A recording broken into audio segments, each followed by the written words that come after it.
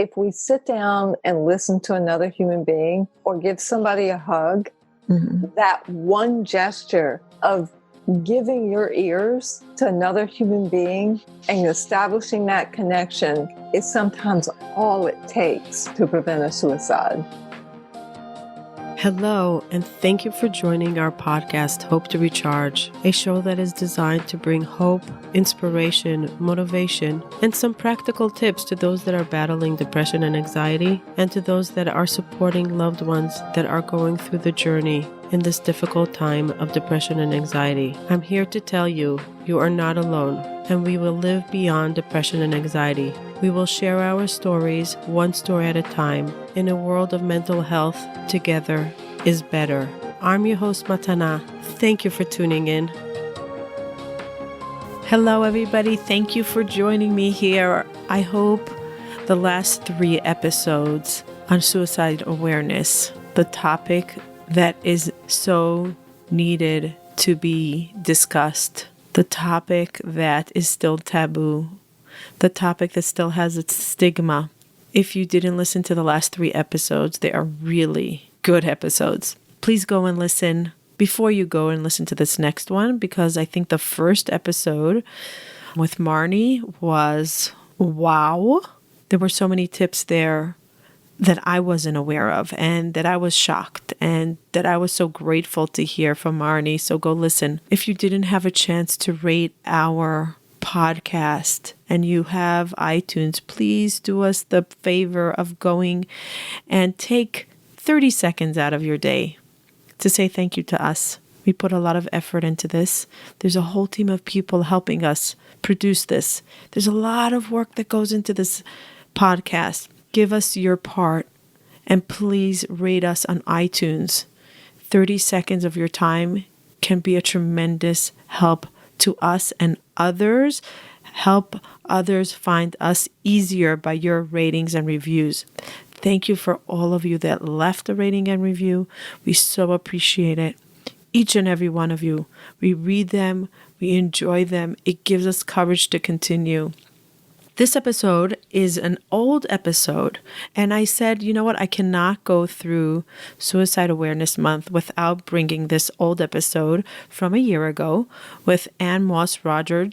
She's been on our podcast twice, and she taught me so much about suicide awareness, how to support a loved one or a friend or a client that's going through suicide thoughts, suicide attempts, what to say.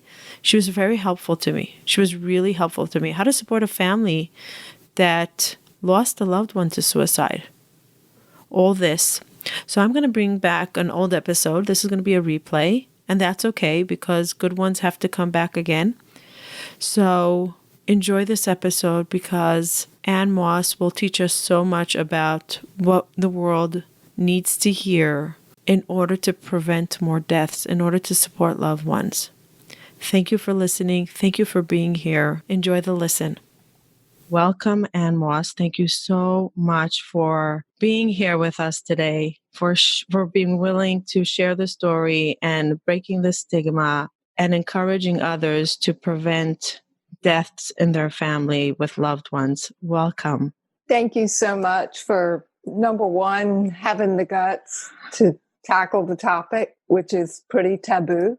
But I believe that by talking about it in a respectful and thoughtful and responsible way, we prevent suicide. It has been shown that talking about suicide doesn't give somebody the idea, but instead encourages them to seek help. And of course, I'm not going to go into any kind of detail about method that could certainly trigger somebody, specific step-by-step or anything like that. So thank you for joining us. And I just want to give the background to what I introduced you. I said that your son had death by suicide. Ann Moss had a TED Talk that she gave, a very enlightening TED Talk. And one of the things that she mentioned was that she doesn't like the name committed suicide. Can you give us a little bit of a background why? So that phrase actually is rooted in the 1600s. And that's back when it was a crime, which is kind of funny to think about, that you would charge somebody with crime when they died, So that's where committed suicide comes from. So who did they charge in that crime? Well, they charged the family, and they would not allow the family to bury that loved one in a cemetery. They would shun the family and shame them. And sometimes they were fined, because their loved one died by suicide. Wow. And so this is centuries of using this phrase committed. And we're now at 2019, and my goal in 2020 is to at least get every reporter out there saying died by suicide, because it's a public health issue. It is not a crime. That is so insightful. Did you find this out only after your son passed away? No, actually, I already knew that, and I had stopped using the phrase when I was on the board of a youth mental health organization. So I probably said it maybe when I was a teenager, not since 2010. I haven't used that phrase. Thank you for that teaching, because I think it's very important. And even if you only got every reporter in the world to say the phrase properly, you've changed the world already. So just for you on that. It's such an education. Some things that we're so used to saying that are so wrong. Was that in America? Yes, it was. And the thing is that I'm not word shaming anybody. That's been a accepted phrase for a very long time.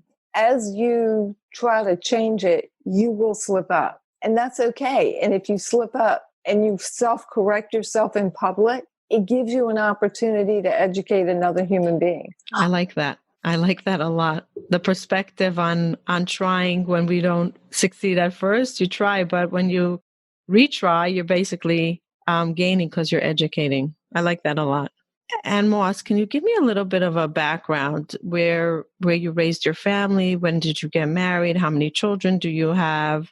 A little bit of a background before we deep dive into your son. I raised two boys.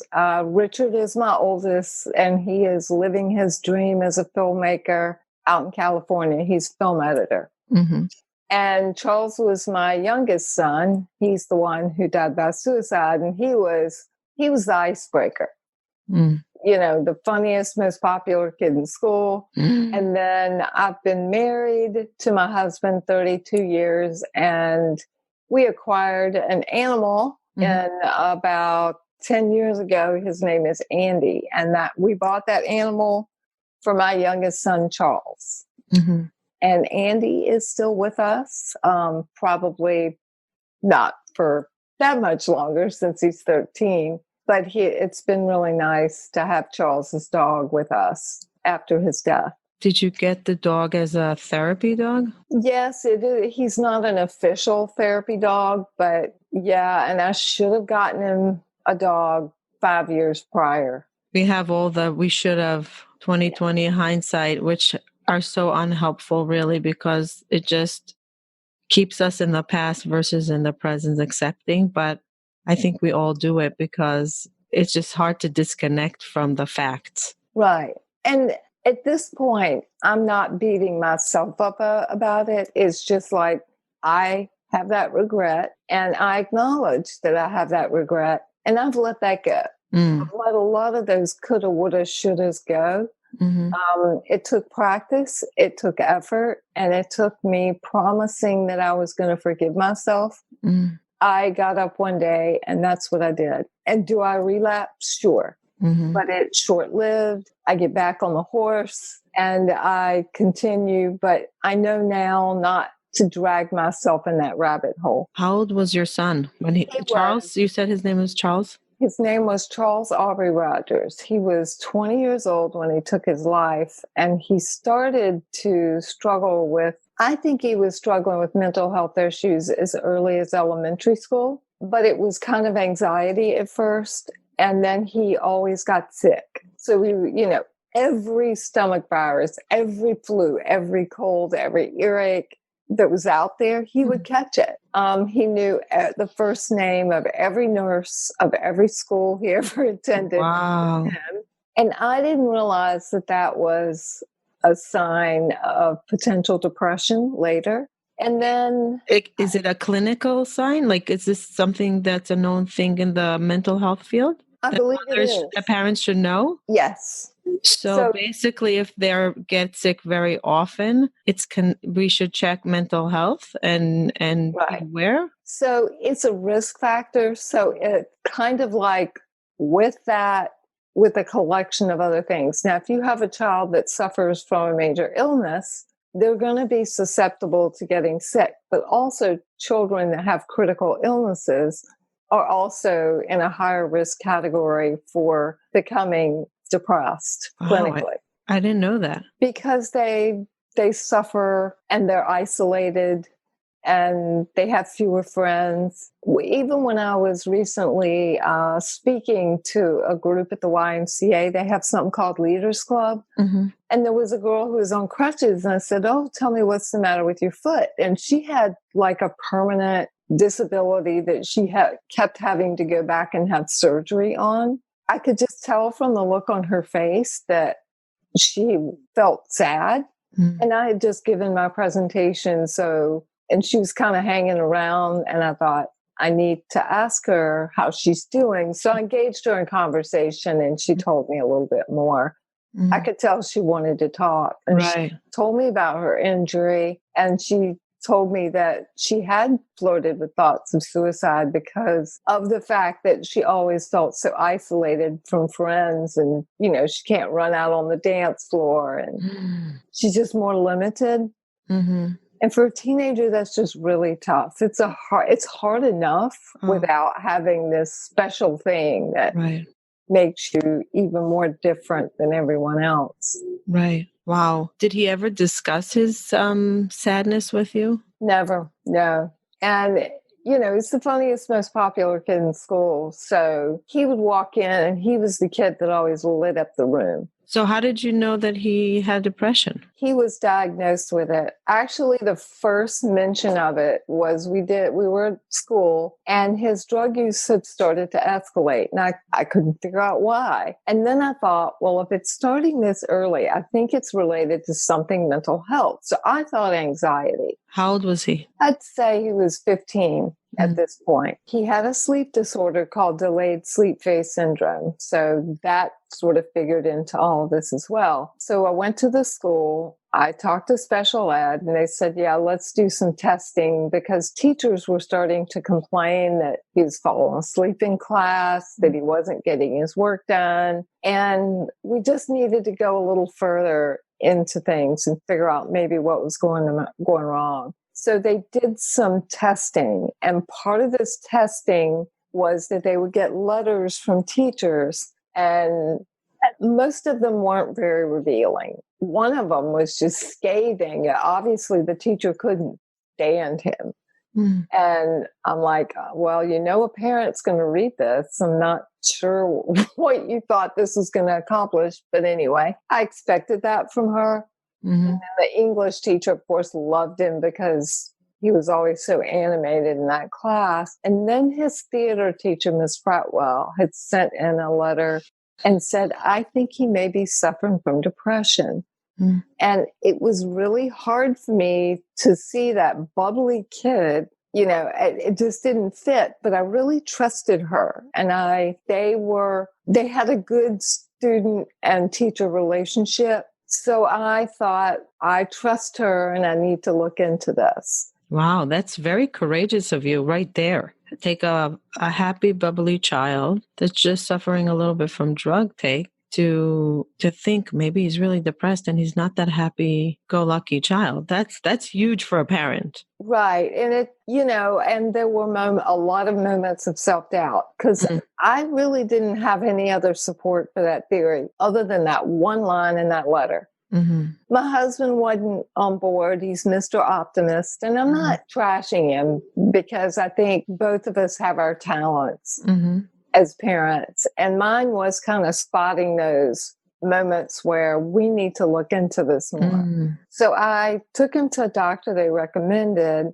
and in Virginia, for some reason, I kept saying I need a diagnosis, and they kept giving me pills, charging me for tests, telling me he was high risk and not defining it. Nobody ever did a psychological evaluation on my child. Wow. I'm like, okay, if I took him in for a heart condition, they would do diagnostics and then they would prescribe medicine. Mm-hmm. I want to know why in mental health you go in and you say one thing and they just write you a prescription for a drug. It's horrible. And there needs to be more screening, at least an assessment done. Absolutely. Absolutely. I'm stopping you here because it's something that I'm so passionate about. And I'm actually going to be interviewing my psychiatrist from years ago, which I'm so grateful for, because my first psychiatrist was awful. He just gave me, I don't remember what it was, Xanax or whatever. And I literally almost committed suicide that night because it was the wrong drug for me. It made me feel 10 times worse. And this other doctor, Dr. Parker, which I forever will be grateful for, he sat me down for hours, went through every detail of my condition step by step for 3 hours. And then he went through a plan and he said, we're going to try this a little bit, that a little bit. You're going to call me. You're going to call me. You're going to check in with me. And that's what saved my life. Really, really, that's what saved my life. And I say this, and I'm stopping here in the middle of this very, very important story. But I want people to understand how important it is to get a good psychiatrist. It's not just taking medication. Medication, as much as it can help, it can kill. And I don't know many psychiatrists that would spend that kind of time. There's such a shortage. And here in Virginia, I think the challenge is finding that therapist and the psychiatrists that work together. Yeah, so important. So what happened? So eventually, I kept trying to get a psych evaluation, and I kept not getting one because I didn't know the phrase psychological evaluation. But you know what, as a parent, I shouldn't have to know that. It should have been, let's do this for this kid. They kept guessing. Wow. And asking me things, is he bipolar? And I'm like, how do I know?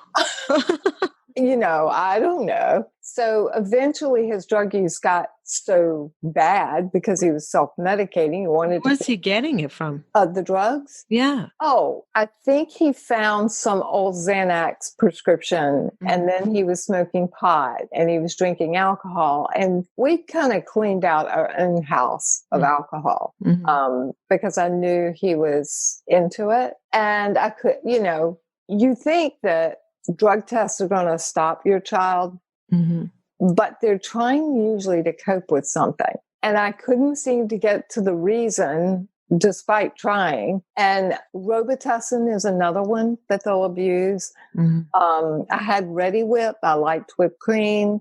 He would suck the gas out of that. So there are a lot. Oh, the dog had Tramadol. That's an opiate. He sold his Concerta that was left over in the back of the cabinet. Yeah. So he sold that to buy other drugs, like party drugs from China, like ecstasy. He liked that one. Goodness. Oh, it was scary what he was doing. Were you terrified? Terrified. I thought he is headed to the side of a mountain, at full speed. So we took a really drastic move and had our son kidnapped out of his bed and taken to a wilderness program. Oh, wow. Yeah. And you don't do that because you caught your kid with a beer and a joint. You do that because you are literally afraid that you're going to die. There's no other option. That's it. Right. It's this or done. Exactly. We had been through all the resources locally. I mean, so now I am basically introducing a trauma to my already sensitive child. Oh, wow. So to have to go to that point was, I have to tell you, a pretty low point. I mean, because you actually have to meet with the kidnapper gosh. that you've hired and you paid thousands of dollars. And you have to plot and plan, which just makes you feel just ugly and sleazy and disgusting. And then you have to go home and act like everything is perfectly fine. Did you give him any indication that there will be a severe consequence if he doesn't stop? Was there anger? Was there frustration with your relationship with him?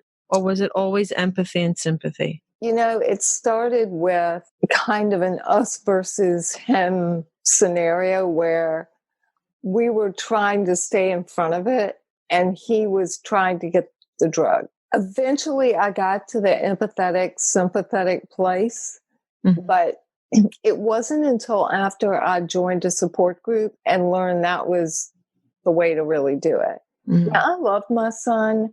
I am not by nature a yeller. So there was a time when I lapsed into yelling, and I'm not proud of that.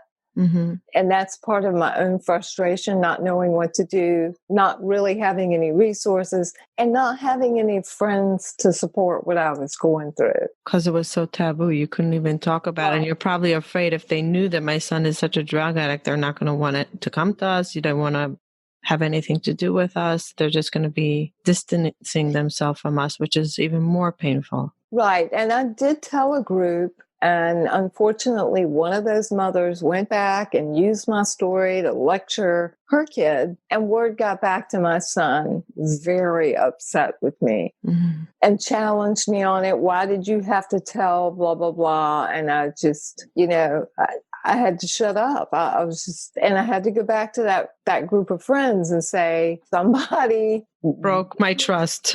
Right. I've never broken your trust when you've told me. And why did you do that? And of course, she felt absolutely terrible.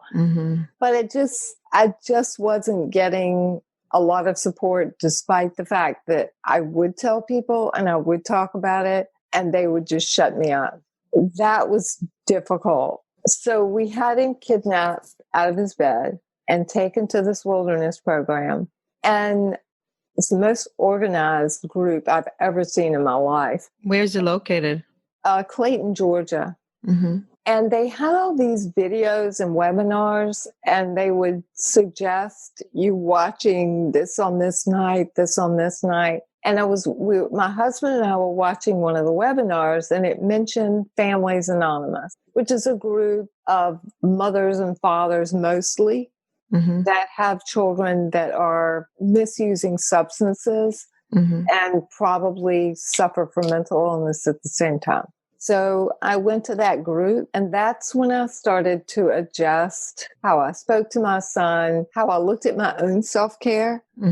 Prior to that, my own anxiety was just eating me alive. I just could feel the stomach acid in my own stomach churning. I mean, I was just a mess. And I just felt like the walls were closing in on me, and I couldn't wait to get to that support group. And my husband couldn't either. And that became my home away from home. I could talk openly. I could find out what worked for others. And of all the things I did, I think finding support was the most important step I took. Because I felt included. I felt with a group of people who had been through what I had been through. And no fear of shaming and fear of judgment, and just unity in the same pain. Right. And what's said in that room stays in that room. How long was this wilderness program meant to be? Well, typically your typical stay is 8 weeks. He was there 10 weeks, and it was $500 a day, I think. Oh, my goodness. Insurance covered $1,200. Our bill was $32,000. Was he angry? What was his reaction? Are you allowed to talk to him? What's that? Give me the scenario that is it too hard for you to relive this? No. I've written a book on it. I've been back to this place many times. Okay. You don't need to worry about that. Okay. So what is that moment like when they come and take him? Like they really lift him by his arms because he's refusing to go? So the night before, we know that he's being kidnapped the next day, and he's in our room. This is going to be hard to tell. And he is telling me about prom and how he's going to wear a top hat and tails and a purple cummerbund. And we know this prom isn't going to happen. And we know that we're planning to have our child taken out of his bed, and he's going to miss this event that he wants to go to. And he left the room, and we lost it, because at that moment I realized we're grieving the loss of normal. after this, I knew that they were going to recommend a therapeutic boarding school. Mm-hmm. So there'd be no more plays to go see with Charles in them. There'd be no Friday night football games with him there. It just changed our whole lives. Mm-hmm. So the next morning I wake him up. The two guys come in, and we were only supposed to pack like toothbrush and just a few things because they outfit them in wilderness because you pay for that, new clothing. And you leave the room and you stay downstairs. And then when they leave, you get an opportunity to say goodbye. Oh my God. And I can't even. It was hell. It was hell. And looking at you in your eyes and saying, like in his eyes, don't, mommy, don't, please don't. Oh, the look of betrayal. Oh my. I'll never forget it. And I'm looking at and I'm focusing on his hair because his hair was too long. But he had this beautiful brown curly hair. And I'm thinking, when will the next time he gets a haircut? I mean, just weird, random stuff because the moment is so intense. You just can't face it all at once. Are you allowed to hug him? He did not want to hug. Oh my God, it just killed me. Oh my God. And by this time he's cuffed. They had to cuff him. Did he ever get arrested before for drug use or something like that? He did afterwards. Another incident that would take an entire podcast to go over that incident. So this was the first time you saw him cuffed, which is another stomach turner. No, this was the second time. He had previously broken into a store when he had taken his sleep medicine and mixed it with alcohol. Mm-hmm. And I realize now he didn't remember that moment, but, he took like a 6-pack of Mike's Hard Lemonade. Oh my goodness. And wore like a neon green shirt. So, wow. It wasn't being clandestine by any means. Wow. So I had seen him in cuffs before, but we had worked through that with a therapist. But by now, nothing was working. Right. And they drove him down to the wilderness. And he was so angry. Oh, my gosh. We're spitting mad. And we're not allowed to talk. Is he allowed to have his phone? No. No electronics, no iPod. They sleep under like a little tent that they set up themselves. They get rations. They got to go to the bathroom in a hole. I don't think he liked that very much. Mm-hmm. And a shower was a bucket of cold water with a sponge in it. Something else he didn't like very much. So explain to me what the idea behind this. Someone's suffering so much. He's dying inside. He's looking for refuge with substance abuse. This wilderness program is supposed to make them feel what? Well, they kind of come to terms with nature, and realize that nature can be as unforgiving as it can be beautiful. And it just gives them an opportunity to be away from distraction to work on themselves. There's a lot of therapy that happens in the woods, and a therapist travels out there several times a week, and they have group work. Mm-hmm. And they take hikes and they have a lot of conversations. So there is a structure around it. Do you think it's something that works? Oh boy, I don't even know how to answer that. It's not plan A for anybody. Did you hear of anyone that came out of there and changed their lives and they think and the person that was suffering said, not the parent, the person that was suffering said, it changed my life. Thank you for sending me. As hard as it was, that's what I needed in order to get a reboost and find my wellness. I don't know. I would have to ask Max at this point. He also went. He was a friend of Charles's. He went to Wilderness twice and went to therapeutic boarding school and then graduated from a boarding school. And he and Charles were friends at the boarding school, the second one. I'd have to ask him, but he's in college. He's doing well now, so he's alive. I think in most cases it's I need to keep my child alive, but there needs to be some type of plan after wilderness. So I think as parents, we think in terms of we're going to send them away to be fixed. Mm-hmm. The whole family has to shift. But my purpose is I didn't know what I was dealing with. I didn't have a diagnosis. Mm-hmm. And I needed I needed that diagnosis. And that's what wilderness gave me, a very organized and detailed diagnosis. And that's where I got the diagnosis that he suffered from major depression, anxiety, cannabis dependence, which is basically self-medication. Mm-hmm. And we already had the diagnosis, ADHD combined type, and we had already had the diagnosis of delayed sleep phase syndrome, which is DSPS. Mm-hmm. And it is a circadian rhythm disorder, which means that there are certain children that cannot fall asleep before a certain hour in the night. Mm-hmm. And by this time, his hour was 2:00. So Charles could not fall asleep before 2:00. And what happens in the morning? He would want to sleep later. His body just doesn't turn off? Mm-mm. No, it wouldn't turn off. And then his melatonin didn't kick in until like 2 a.m. Wow. So he would fall asleep then, but those are hours where when kids are awake, a lot of things can happen in a dark and lonely house. Wow.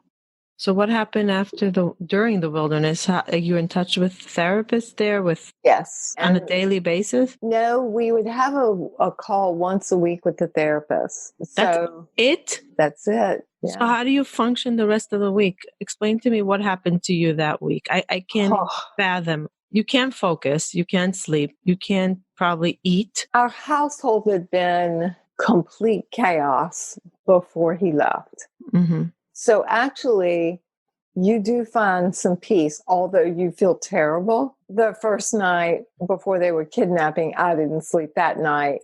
But for the first time, you have peace in your household and you are desperate after years of not having any. So there is some moment where you can kind of rest and reflect because you're accustomed to going and putting out fires and addressing crises. Mm. And for the first time, we knew he was in safe hands, or that's how we felt. He started writing a lot of music out there. He had always written a lot. He wrote rap music, and I never saw those lyrics until after he died.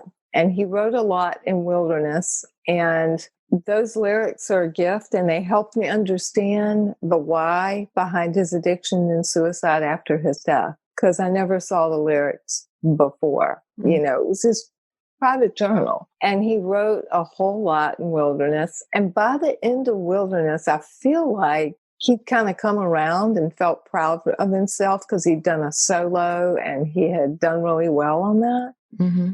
And you're supposed to learn to start a fire. So they have goals for them, and they feel real good when they meet these goals. He just didn't like the next step of going to a therapeutic boarding school.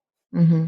And we didn't either because, I'm like, okay, we just spent $32,000. Mm-hmm. I saved 10 years for kitchen renovation, and it was gone it's gone in 8 weeks. Right. Just supplemented the rest. Did they put him on medication? Was part of the process diagnosing a proper prescription for him to stabilize him? No. Typically, if you need that, you would go to a residential treatment center where it's more of a hospital setting. What we wanted to do is get the drugs out of his system and try to start with a clean slate. Mm-hmm. So the idea is that the next step is a therapeutic boarding school where they see a psychiatrist and they start to work on what medication works for them. So when he came back after 10 weeks, he was clean of anything in his body, no drugs, no alcohol, no... But he didn't come home. They said, no, he can't come home. He needs to go directly from Wilderness to therapeutic boarding school. And he had nothing in his system. He was clean. He was clean. He had to be. I mean, he's in the middle of the woods in Georgia. And I mean, the middle of the woods. Right.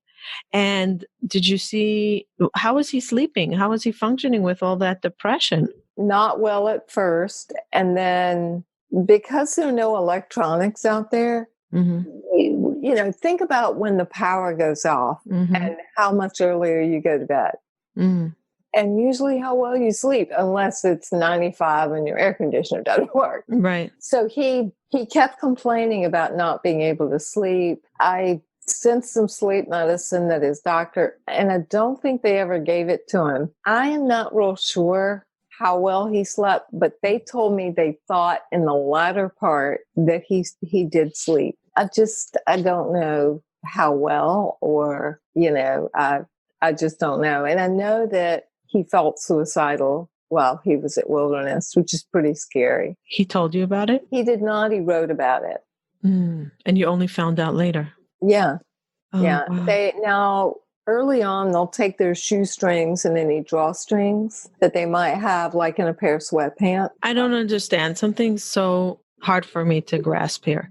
They know that the kids that they're taking that's the last resort because Right. they're so desperate. Why is it that they don't figure out a treatment with medication to stabilize them versus cleaning them out with nothing and then slowly bringing them back to wellness with therapy, with programs? How can you take somebody to the wilderness, take rip everything out of the system and give them nothing for comfort? How is that possible? Well, they found a lot of comfort in each other, and they created a lot of connections out there with each other. But that's not enough for severe depression. They worked on some therapy and started, I'd have to say he looked pretty good at the Wilderness. He didn't right at first. He was angry, but by the end, it did change him. Oh, okay.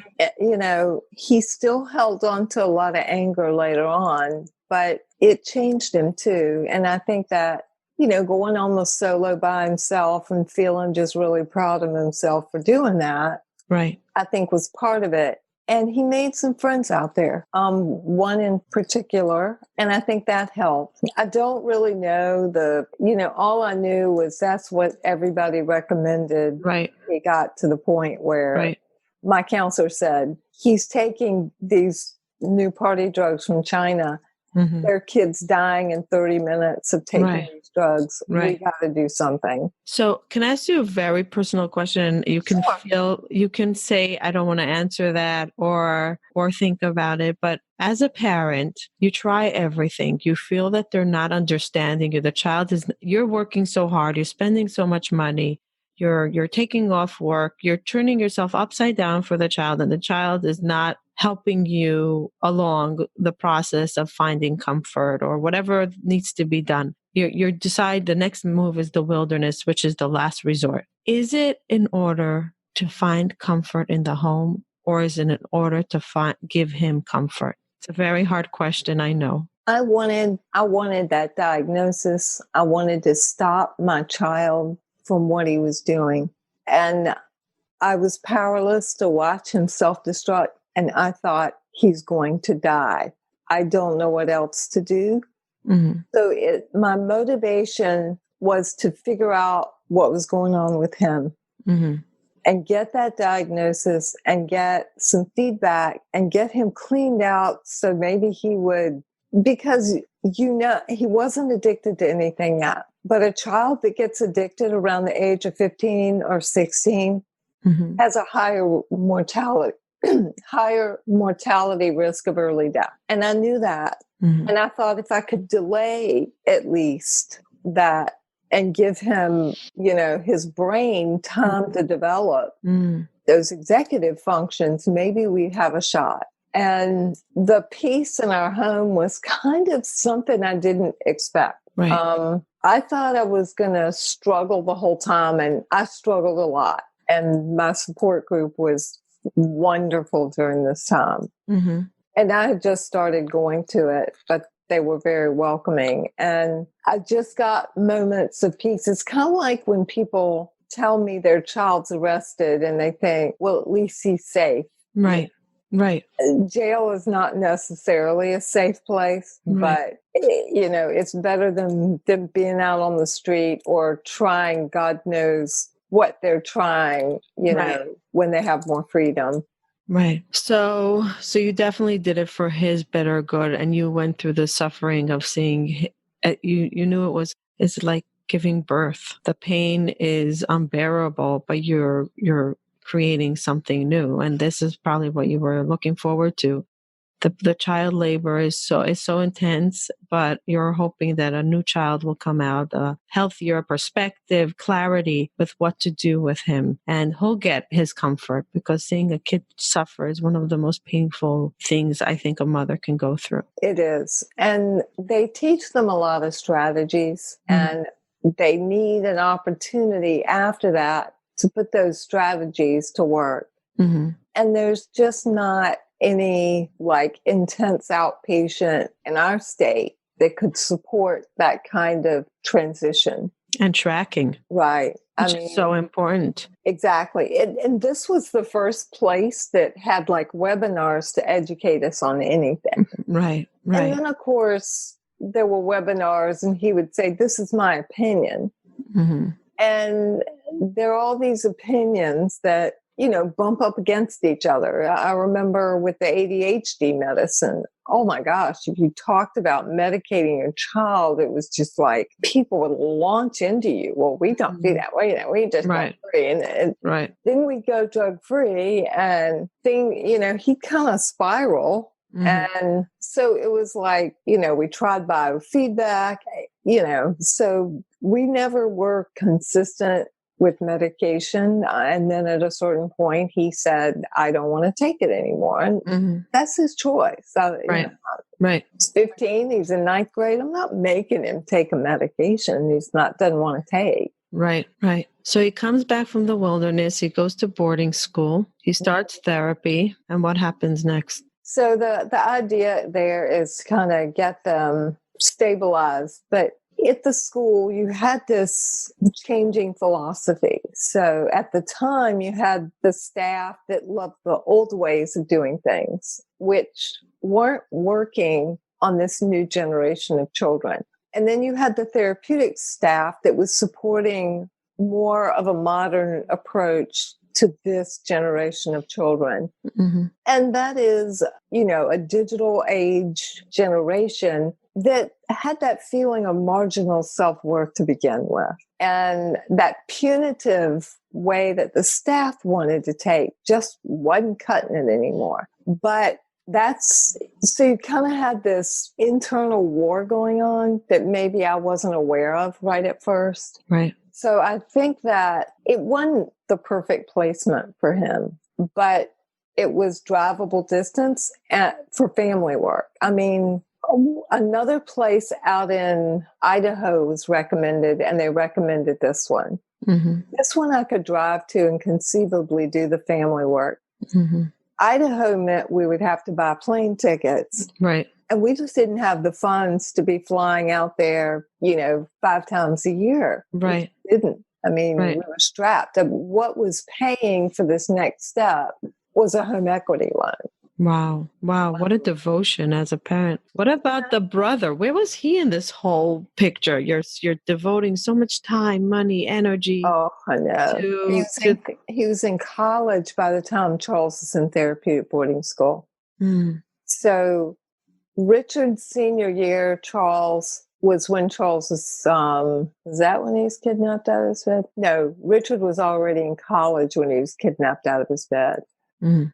But my son's senior year, my older son's senior year was amazing. And I really didn't get to I didn't allow myself to be present, to be as present or to enjoy it as much as I would have liked. You didn't have the space for it, and emotional space, mind. You probably weren't even aware what was going on.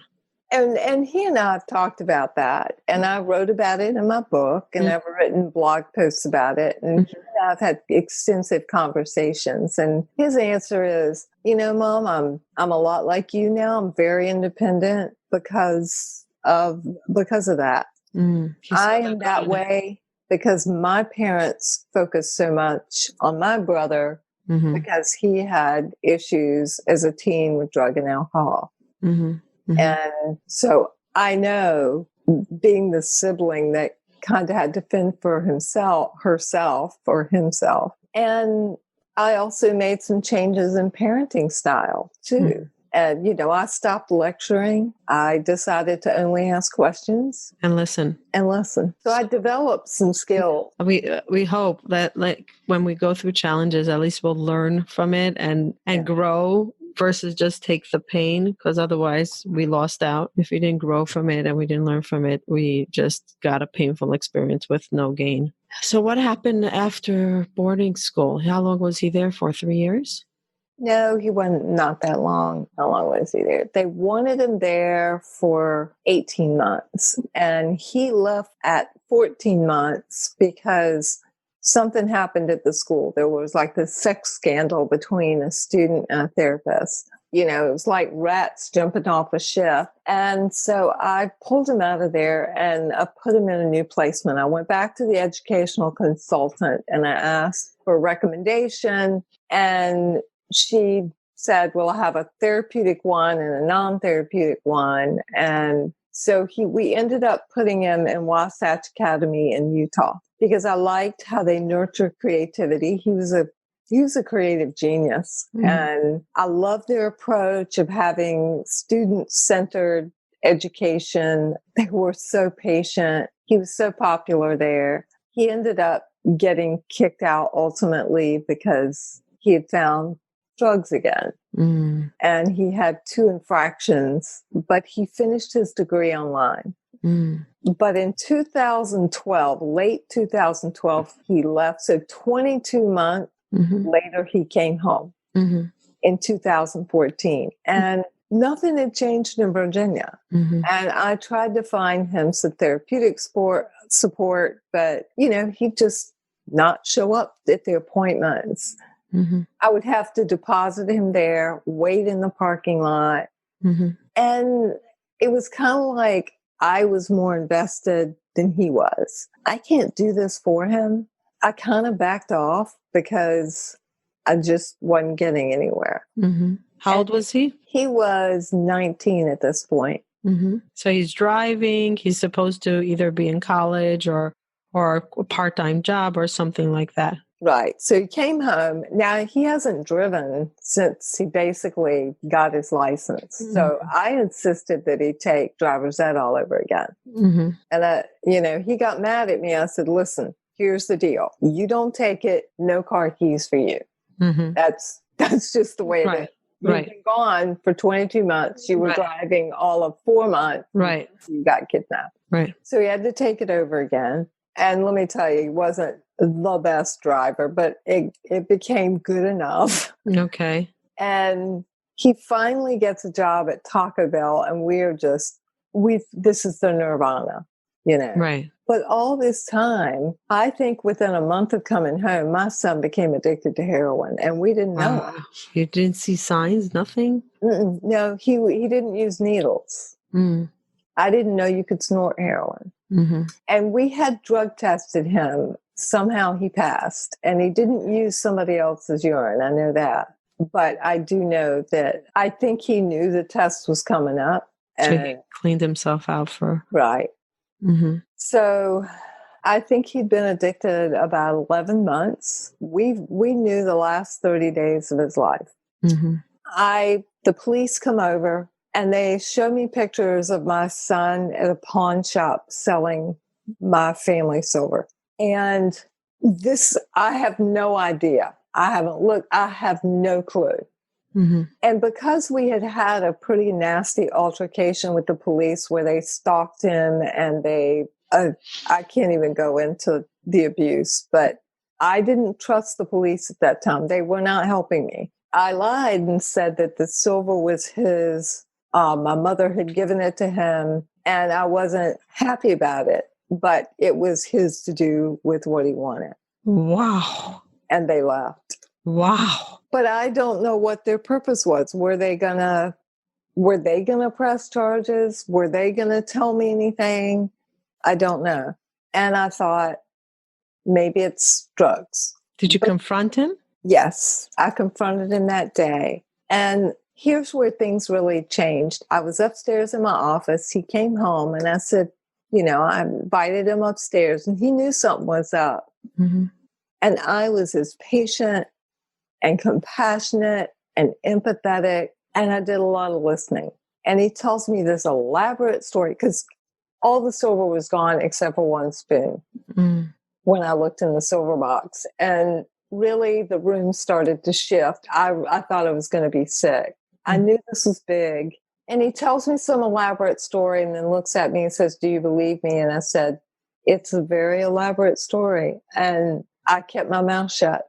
And because that was unusual, he started to fill in the blanks. So there's all this silence. And ultimately, he kind of talks about some drug use with OxyContin. I may have been addicted, but I'm not anymore. And so we're kind of getting close to something. And then he says, "I need some help." Wow.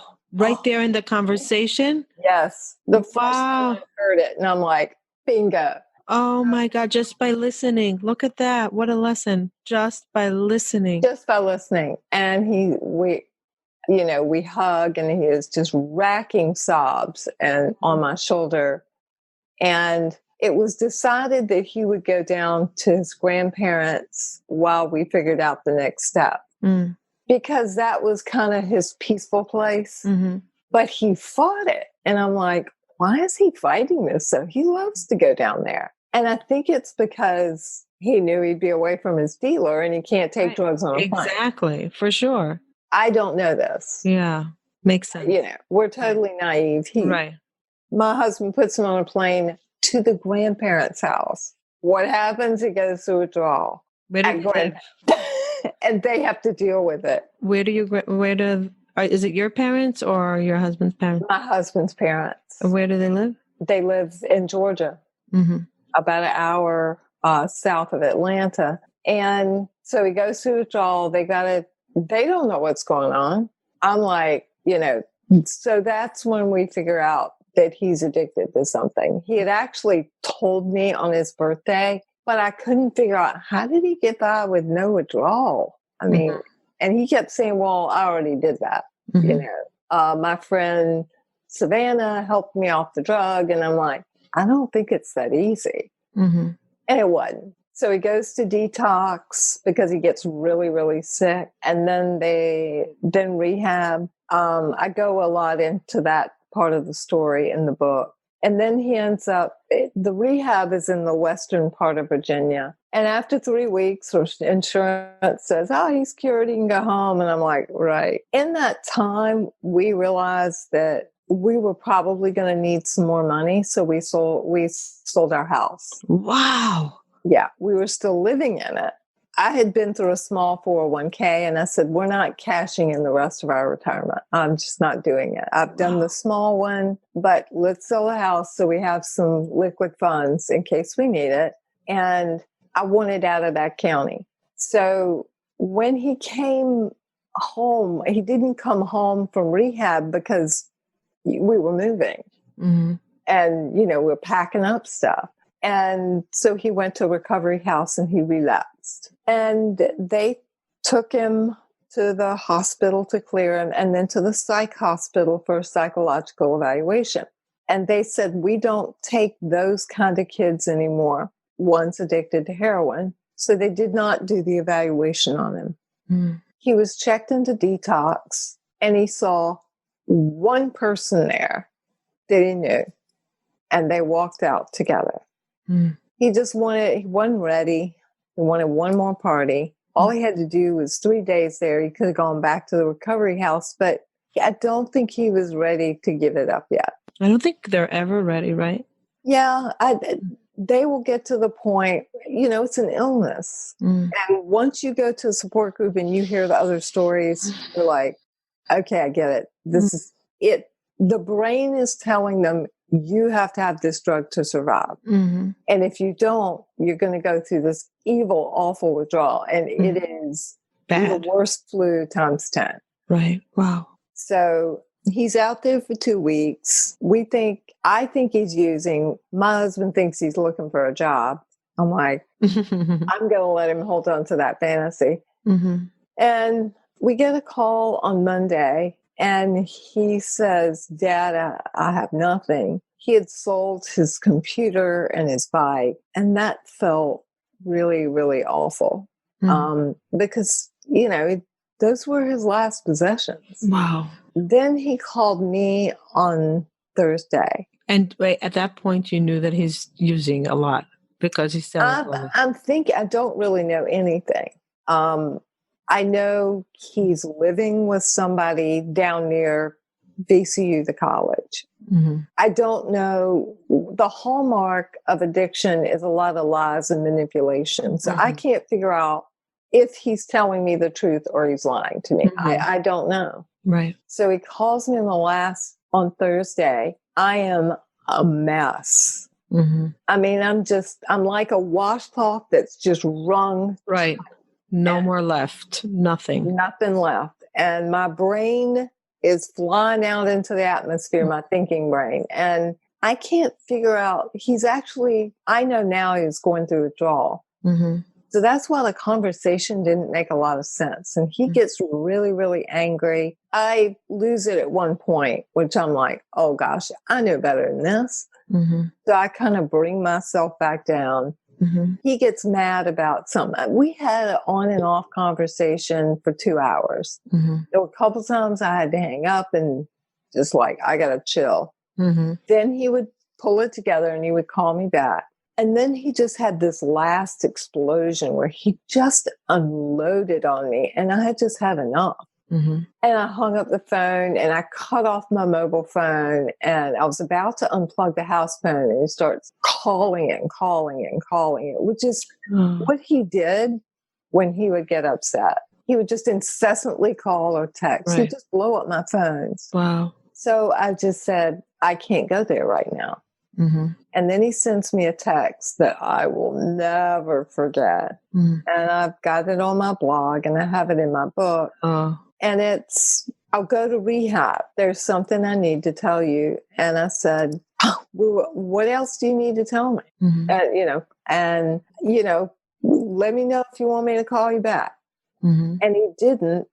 And I didn't call him back, which of course, is a huge regret.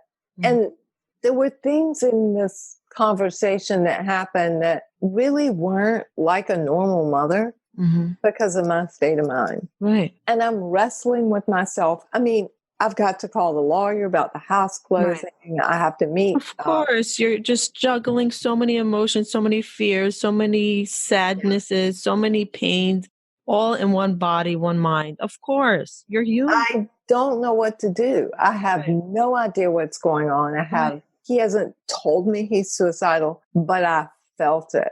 I felt the despair and I didn't have a bucket to put it in. Because or you didn't want to believe it. Right. Nobody talks about suicide. Not one mental health professional had introduced the topic and told me anything about it. They had told me he was high risk. They knew, and they didn't share that with me. That's upsetting because I had no education, so I had nowhere to put. I'm feeling this despair. I think he's about to hit rock bottom and he's going to ask for help. Yeah, he hit rock bottom.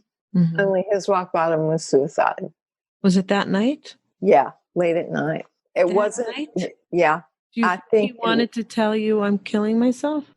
Or say goodbye. I think so. That was the last time you spoke to him? That horrible 2-hour conversation? Yeah. Oh my goodness. I'm so sorry. Oh my God. And of course, I spent a good year grieving. Torturing myself over that. Oh my God. You tried your best. And I know you know that, but the regret. What did he want to tell me? What did he tell me? Did he write a note? He wrote a lot before he died, songs. So I have those. He left kind of a few lines, and I don't know if it was for me or for his girlfriend that broke up with him.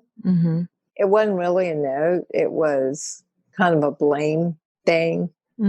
So, no, he didn't really leave a note. He left a lot of writing that helped me understand. But when the policeman came to tell us that our son had died, I expected to hear overdose. And when they told me the method of his suicide, I just couldn't let the phrase in my head. I mean, I just couldn't breathe. I was just so shocked. And then the pieces started to fall together after that. You know, if it's not on your radar, it just comes out of nowhere. And that was the point where it was not long after that. And it was actually that night. And I looked at my husband and I said, the last chapter of his life can't be the last chapter of ours. And I'm going to do something about this. That night? That night. The same day of the I didn't know news? what it was. I had no idea. Get the news. The police come. They tell you your son died. He died from suicide. You're in shock. And the first reaction was, I'm going to do something. I mean, it was later that night. That's first. Like I would say within a year, it's amazing. Yeah, I was upset because I heard the despair. I knew something, alarms were going off, and I didn't have, I mean, my son went on social media and posted, if I died, no one would notice for 30 days. That is literally one of the bullet points under what do people thinking of suicide say. Oh, really? And he put it on social media. Wow. But nobody recognized it as a sign of suicide. Well, one guy did, and he went to his rescue and he got a hotel room for him for a couple of nights and talked to him. But I think in the end, Charles thought that we had given up on him. Or he gave up on himself, or he didn't want to deal with the pain. He did. He gave up on himself. And the pain was unbearable, probably unbearable. Well, people who suffer from depression and addiction are 6 times more likely to die by suicide, which I didn't know. So walk me through that scene of the police coming. Where was he? He was in an apartment on Monument Avenue. And if you've never seen Monument Avenue in Richmond, you'd be like, tree-lined, beautiful street, $1 million row houses. And when they said they found him there, I just couldn't fit the scenario. Like, he was in $1 million neighborhood. But there was what they call a trap house in an apartment building there. In the more urban part of that street. And they called my husband in a restaurant. We were having dinner. And, well, we weren't, we were looking at our dinner. Let's just say that. We were staring at our plates. And they called, and I knew immediately it was something about Charles. And they called his mobile phone. I thought, how'd they get his mobile phone? And as soon as he hangs up, first thing I think of is, oh, he's alive and safe. They're coming to tell me he's in jail. And then I'm like, they don't come by your house to tell you your 20-year-old's in jail. Wow. And then it just hit me and my body went cold. Oh my goodness. How'd they find him? How'd they know about it? He was living in that trap house and a friend of his walked in.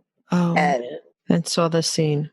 And saw this final scenery, which was immediately obvious. And that friend was very shocked, of course, and freaked out and called his parents. His parents came. I know his parents. And they freaked out, of course. And just an awful, awful last scene. And I'm grateful to have been spared that. That would be burned in my memory forever. And I was just, they met us in the parking lot, and I found out in the back of a police car. And it is the most surreal, unreal. The first thing you want to do is you want to grab the edges of yesterday, bring it back so you could do it over. You're so sure that you can rewind. You want, I need a redo.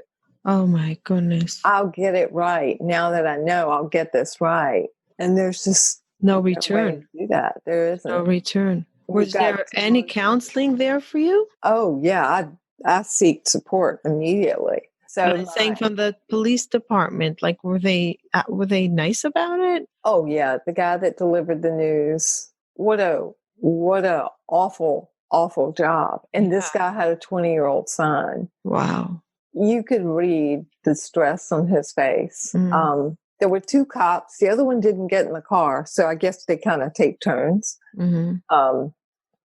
Because of course parents go into wailing, this awful sound. And, that's got to, it's got to wear on them. Mm-hmm. So we begged them to let us drive home.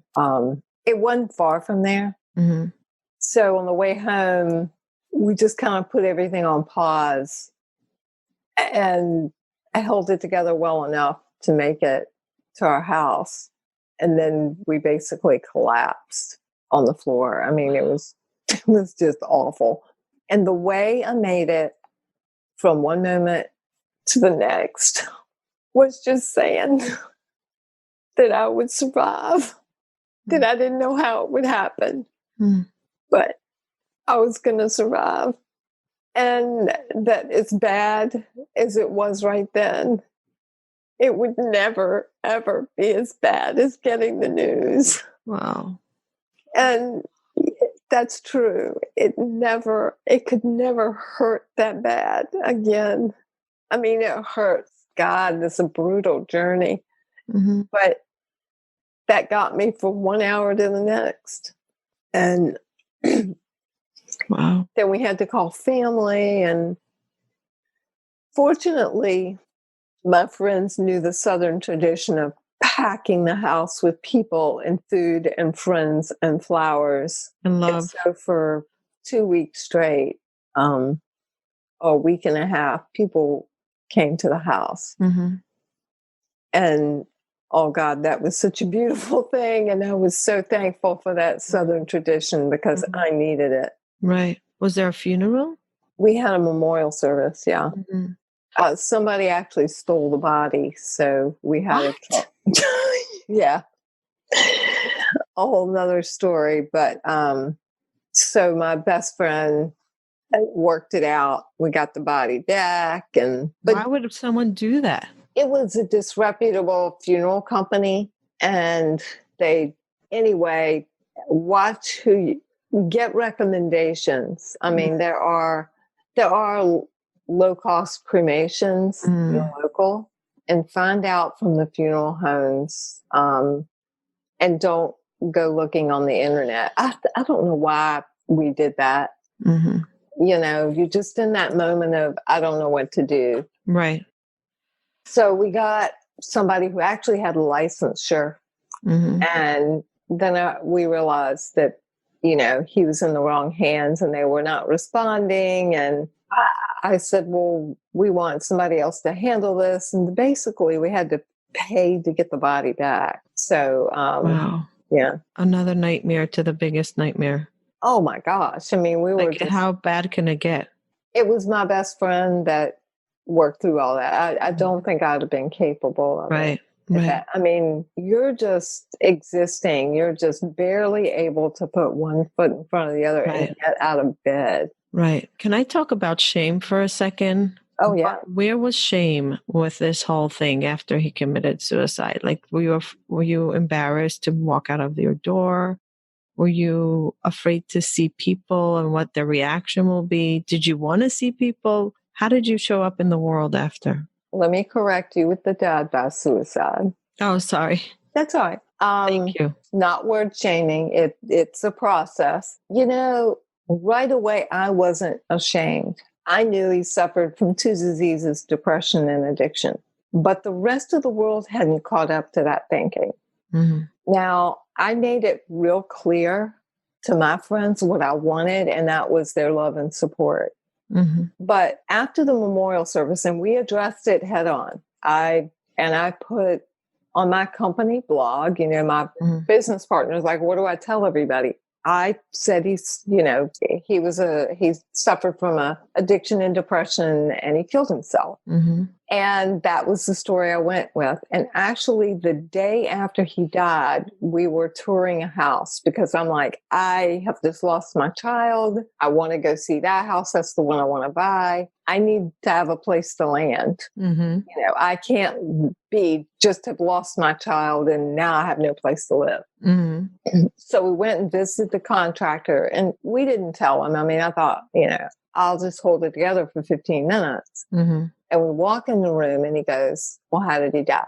No, he didn't say how did he die. He goes, how many kids do you have?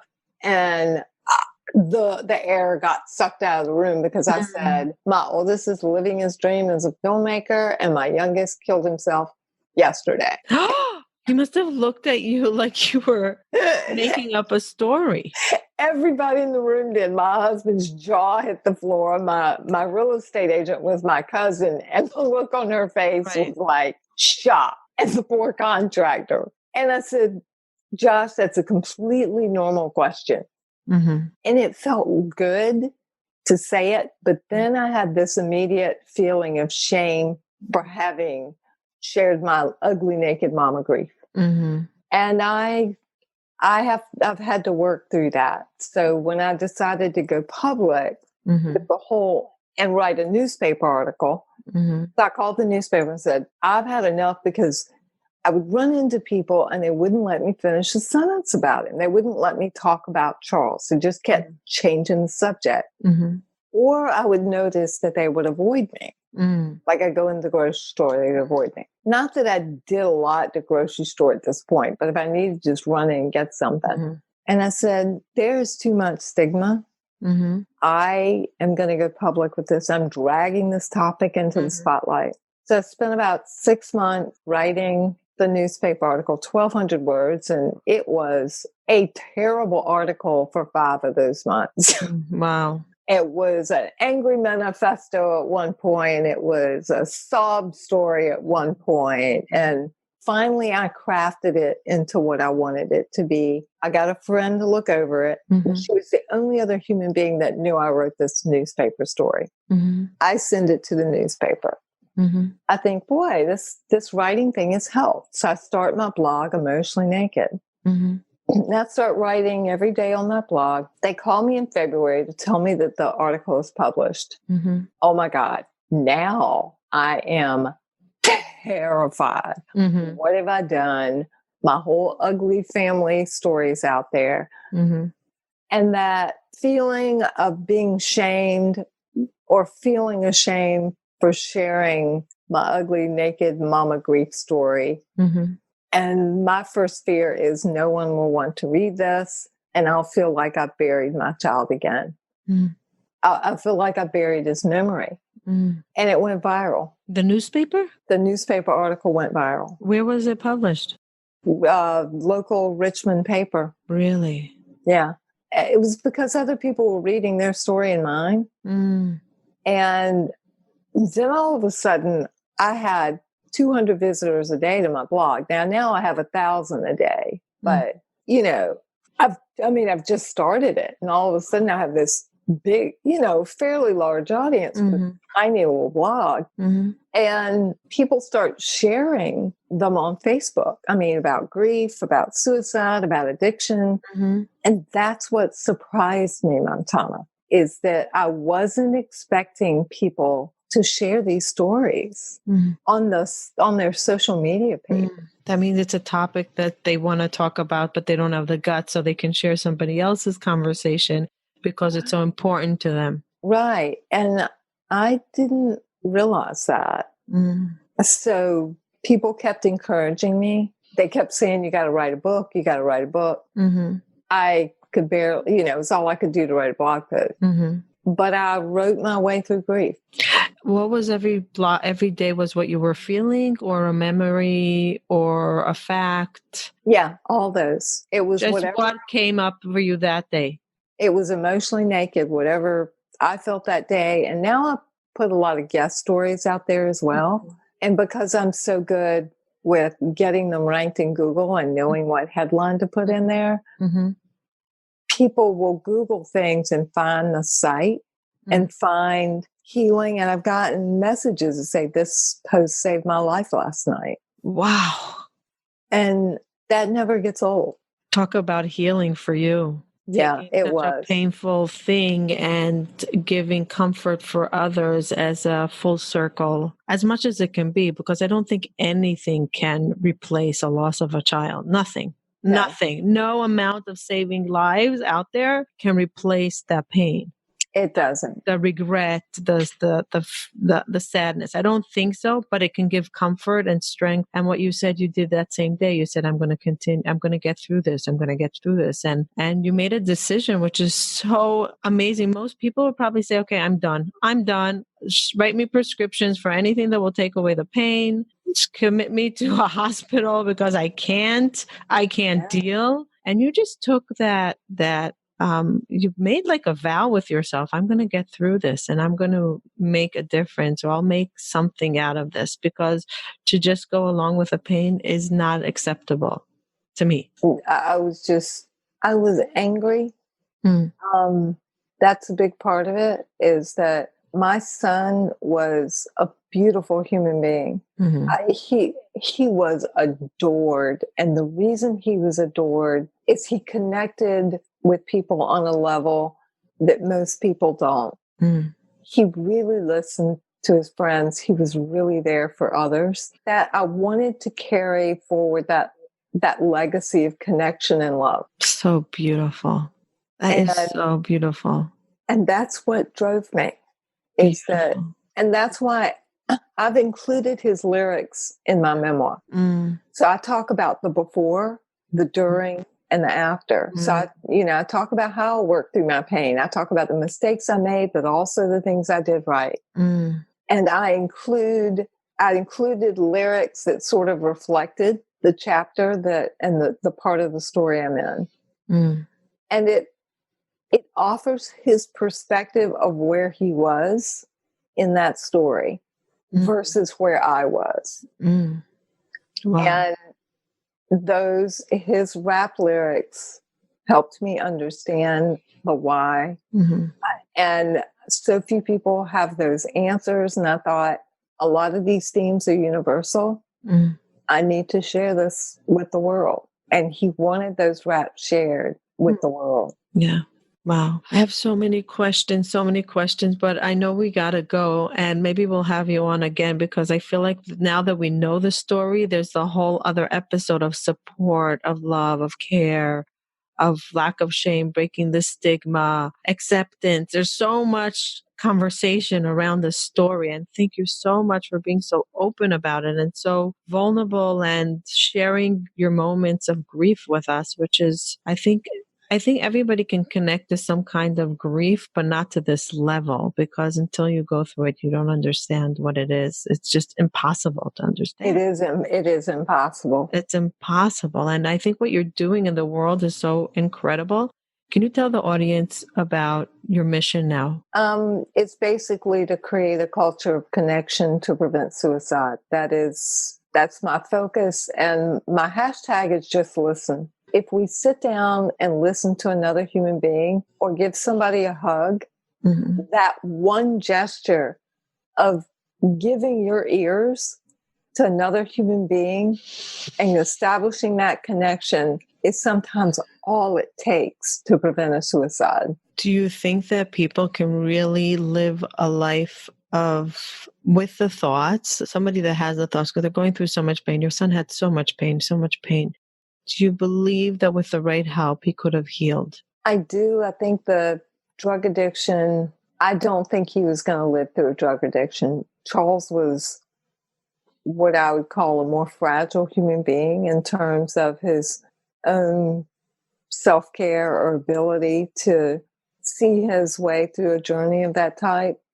A hardship was going without his whipped cream on his Starbucks iced coffee. That was hardship to Charles. And he was a highly sensitive individual. And I think if it weren't for the heroin addiction, he had a shot. But once that came in the picture, for him, it was a matter of time. But I do think, and I have seen people heal from an addiction. You had a guest on not too long ago that talked about brain training. And when she talked in that episode, what I recognized is I've been doing what she's saying since the age of 15. Wow. I have put that ladder in my head, and when I needed to climb out of my head because my brain decided that it was going to think about this, and I'm like, no, you're not. And I have a methodology called my alter ego where I work through these issues. And that's helped me push myself forward in difficult times. So you do believe that people that suffer with tremendous sadness, depression, anxiety can seek help and can heal? I do. That suicide is not the answer. I do. And I'll leave you with this story is that I wrote this post called The Final 48 Hours, and I put it out there. And I thought, oh my gosh, why did I share this really sad story? And I got this message from a girl named Lauren. It said, 2 days ago, I thought about taking my life. But reading a post from a mother who's felt such devastating pain has changed my perspective on life. I'm going to do whatever it takes to get better. Wow. That was a turning point for her. And you know what else? It was a turning point for me. Wow. And that's when I said, this is what I'm doing. That's it. For the rest of your life. Yeah. I've got to do this. It's so important. And that's when I recognized it's doable. Now, somebody that has a mental illness may also have to use the medication, but they always say it's the medication and the therapy. And what that therapy looks like for you is different. But I think we have to look at that therapy as I'm going to be engaged. I'm not just dropping myself into an office and say, okay, I'm here, fix me. Right. We need to want to heal. We have to invest ourselves in that process. And however little we have to start, just get that spark and that pile of light of hope burning. That's what we've got to do. And do the work, the hard work that no one wants to do. And this has been a brutal, brutal, brutal journey. But I've gotten through it because I've sought support. I have written a lot, and I have found positive coping strategies that help me. Wow. Okay. I know you got to go. I'm going to ask you, I'm going to have you on again because I think we left the audience with so many questions, and I'm going to ask the audience to send in questions, what they want to ask you in the future, because we just got the story, we got the feeling, but we need a lot of tips and a little bit more of an understanding what a person that's in despair going through and how a loved one can help. What's the right mechanism? What's the right connection? You said your hashtag is just listen. Just listen. So where can people read more? Where could they find you? I know that you can't give support for the world because you don't have 1,000 hours a day. So where could they read more to get support? My blog, Emotionally Naked. If you just Google Emotionally Naked, it should come up as one of the first options. And if you subscribe to the mailing list, you could win a copy of the book. And I have 3 ebooks that are with that. One is Coping Strategies for Grief and Loss.